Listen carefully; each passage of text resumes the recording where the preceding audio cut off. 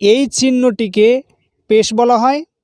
বাংলায় এটি হ্রস্বকারের মতো ব্যবহার হয়, যেমন বয় হ্রস্বকার বু, তয় হ্রস্বকার তু, ছয় হ্রস্বকার ছু, এইভাবে উচ্চারণ করতে হয়। এই চিহ্নটি প্রত্যেকটা বর্ণমালার ওপরেই বসে। উচ্চারণ করার নিয়ম: হামজা পেশ উ, আলিফের ওপরে বা নিচে যখন জের জবর পেশ থাকবে তখন আলিফকে হামজা বলবো।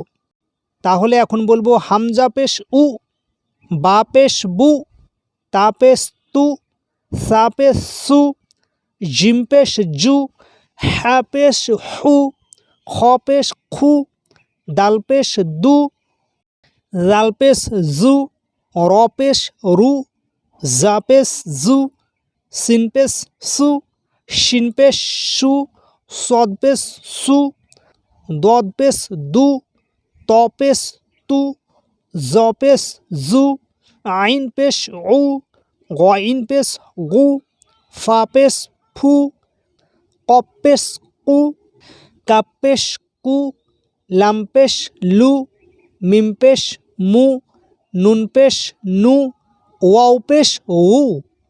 এখানে স্পষ্ট বুও হবে না আবার উও হবে না, এটা ব্যতিক্রম।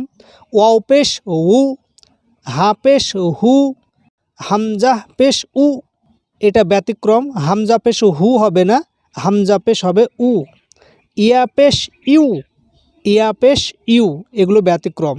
আবার বাংলা দেখেও আমরা পড়তে পারি এইভাবে: হামজা পেশ উ, বা পেশ বু, তা পেশ তু, এইভাবে আমরা বাংলা দেখেও পড়তে পারি।